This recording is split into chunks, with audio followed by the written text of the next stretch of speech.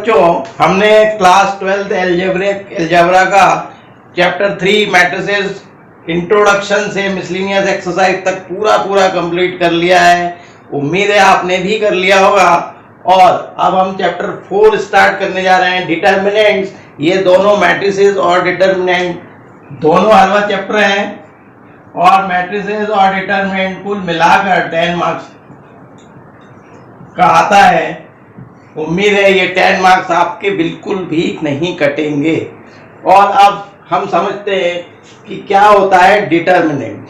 Determinant होता है associate values of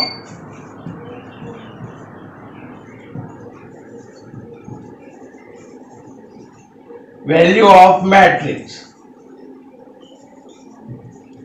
एक ऐसी वैल्यू जो कि हम मैट्रिक्स को सॉल्व करके निकालते हैं।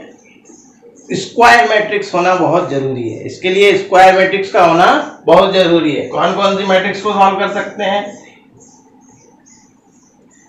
1x1 की, 2x2 ऑर्डर की मैट्रिक्स हम सॉल्व कर सकते हैं। 3x3 की मैट्रिक्स हम सॉल्व कर सकते हैं। उसका डिटर्मिनेंट्स निकाल सकते हैं। डिटर्मिनेंट्स को डिनोट कैसे करते हैं? एक तो कभी कभी लिखा होता है DET A, डिटर्मिनेंट A, और मैट्रिक्स को हम इस ब्रैकेट से शो करते हैं। बट डिटर्मिनेंट A कैसे लिखेंगे? हम 2 लाइन लगा देंगे, इसको क्लोज नहीं करेंगे। तो ये हो गया आपका डिटर्मिनेंट A। अब एग्जांपल लेने के लिए हम 4.1 एक्सरसाइज पर चलते हैं और उसके क्वेश्चन लेकर उसको समझते हैं। तो देखते हैं क्वेश्चन नंबर 1। इसको हमें इवेल्युएट करना है। कैसे करेंगे? ये 2x2 की डिटर्मिनेंट्स है, इसकी वैल्यू हमें फाइंड करना है। तो A11 को मल्टीप्लाई करेंगे A22 से।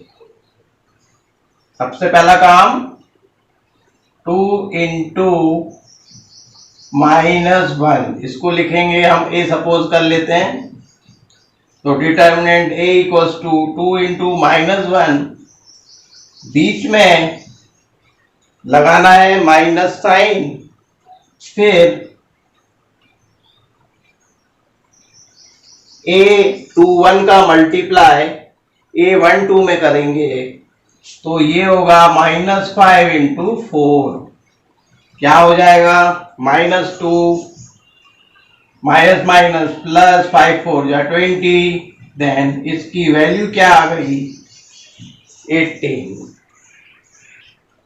तो सेकंड का first question, cos theta minus sine theta cos theta solve करना है। cos का इंटू cos में करेंगे सबसे पहले। तो ये हो जाएगा cos into cos square theta, बीच में आएगा माइनस, फिर माइनस साइन स्क्वायर थीटा, इन दोनों का मल्टीप्लाई करेंगे। फिर cos square theta minus minus plus sine square theta, ये आइडेंटिटी होती है 1 के इक्वल। तो सेकेंड का थर्ड कैसे करेंगे? इसका मल्टीप्लाई कर देंगे x प्लस 1 के साथ। तो x square minus x plus 1 multiply by x plus 1, बीच में आएगा माइनस, फिर इन दोनों का मल्टीप्लाई होगा।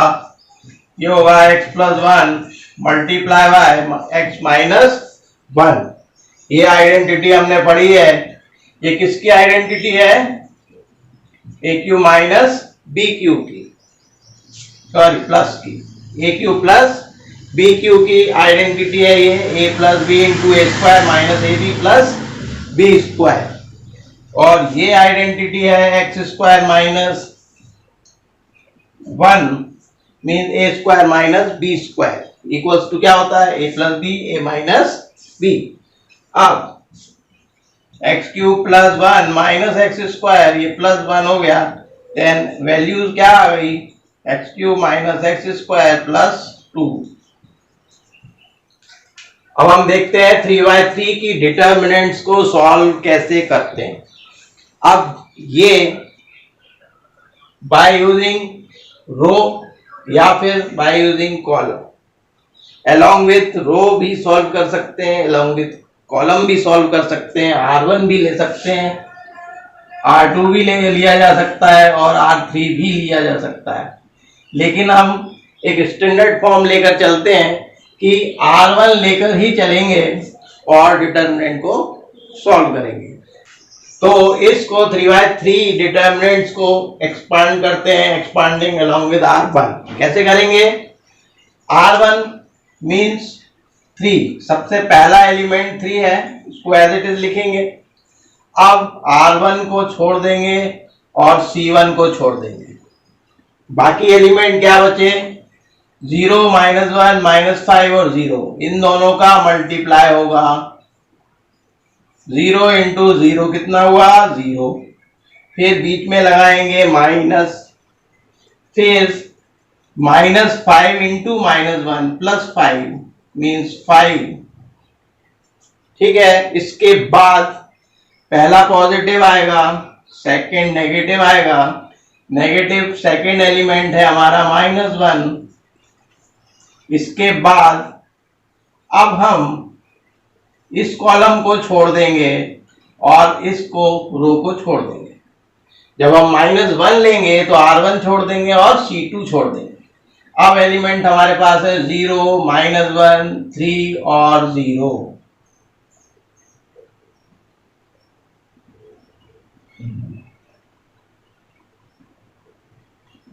अब हमको ये वाला कॉलम छोड़ना है, तो बचा हमारे पास 0, -1, 3 एंड 0। अब -1 इंटू 0 इंटू 0 हो गया 0, फिर बीच में -3 इंटू -1 माइनस हो गया +3। इसके बाद थर्ड एलिमेंट -2 है, तो पहला पॉजिटिव, दूसरा नेगेटिव, फिर पॉजिटिव, लेकिन यहाँ -2 है तो -2 लिखेंगे। अब ये वाला कॉलम C3 और R1 को छोड़ देंगे और बाकी एलिमेंट्स को देखेंगे। 0, 0, 3 एंड -5। 0 इंटू -5 कितना हुआ? 0 इंटू -5 0, फिर -3 इंटू 0 0। देन सॉल्व कर लेंगे। 3 इंटू -5 +1 इंटू 3, फिर +-2 इंटू 0। देन -15 +3 -0। देन आ गया हमारा -15 +3 इक्वल्स टू -12।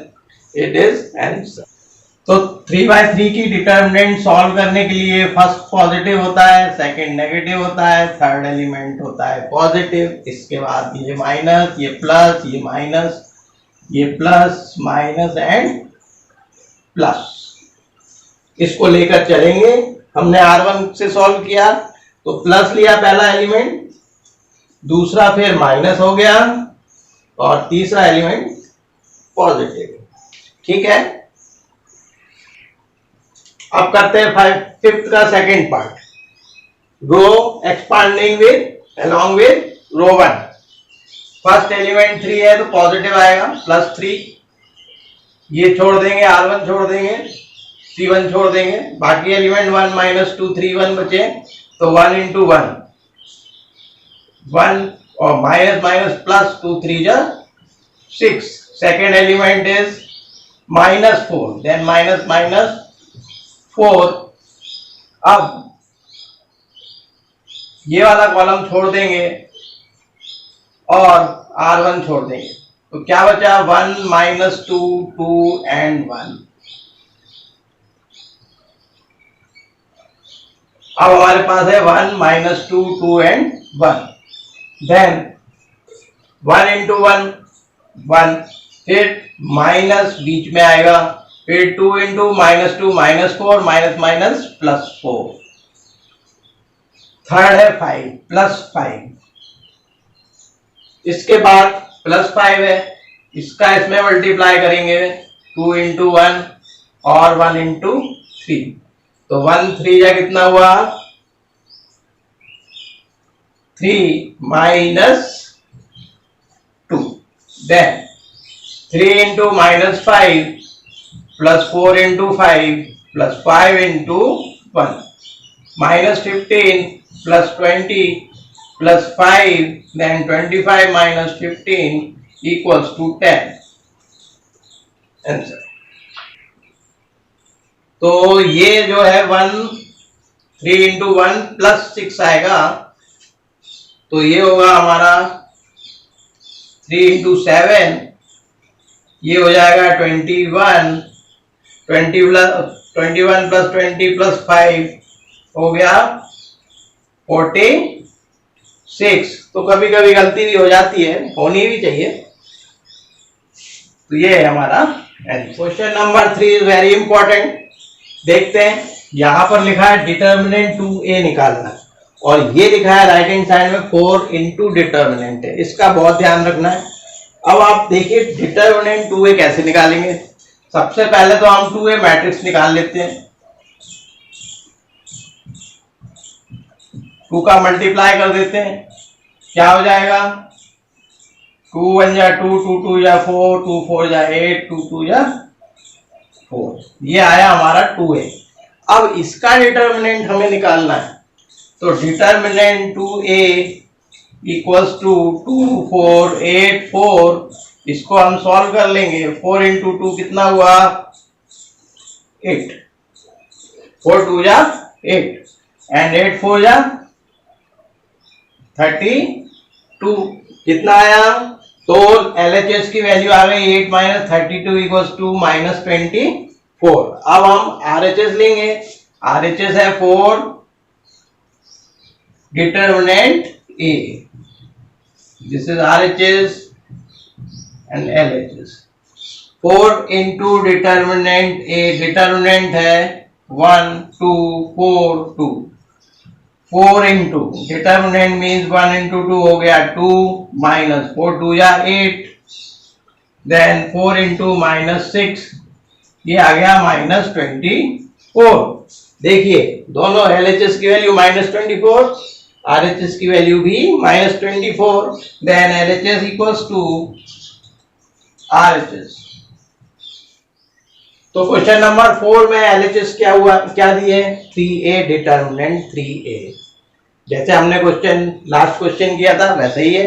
अब यहाँ पर 3x3 ऑर्डर की मैट्रिक्स दी हुई है, तो अब हम कैसे सॉल्व करेंगे। सबसे पहले हम 3a निकालेंगे, LHS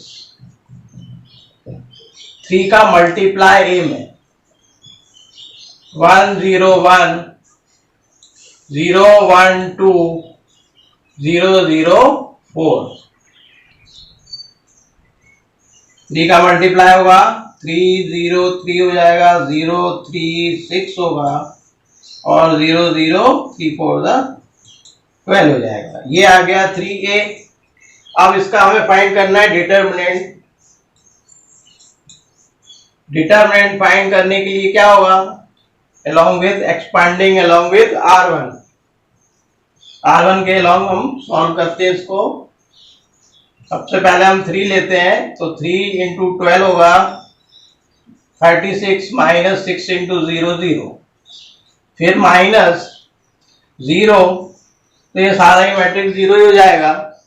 नेक्स्ट आएगा पॉजिटिव 3, तो 3 इंटू ये होगा 0 इंटू 0 0 माइनस 0 इंटू 3 0, देन ये हो गया 3 इंटू 36 माइनस 0 प्लस 0, देन आ गया हमारा 108 LHS।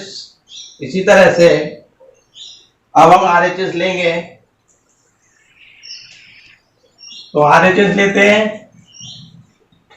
27 determinant A means 27 A का डिटर्मिनेंट 0 0 4। चलिए 27 इसका हम डिटर्मिनेंट निकालेंगे, तो कैसे निकालेंगे, 1 into 4 4 माइनस 0 into 2 0, फिर माइनस 0 तो 0 हो जाएगा पूरा, इसके बाद plus 1 into 0 minus 0 into 1 0, then 27 1 into 4, this is 0 and 0, तो 27 into 4 equals to आया 108, then LHS equals to RHS। तो हमें यहां पर एक चीज मिली कि यदि हम डिटर्मिनेंट में किसी स्केलर वैल्यू से मल्टीप्लाई करते हैं और उसका डिटर्मिनेंट लेते हैं, मैट्रिक्स में किसी स्केलर का मल्टीप्लाई करने के बाद उसका डिटर्मिनेंट लेते हैं, तो वो जिस ऑर्डर की मैट्रिक्स होती है, ये कितने की है, कितने की है 3/3 की, तो के क्यूब हो जाएगा। यदि ये स्क्वायर मैट्रिक्स होती तो के स्क्वायर होता। डिटर्मिनेंट ए, इससे हमें ये रिलेशन मिला।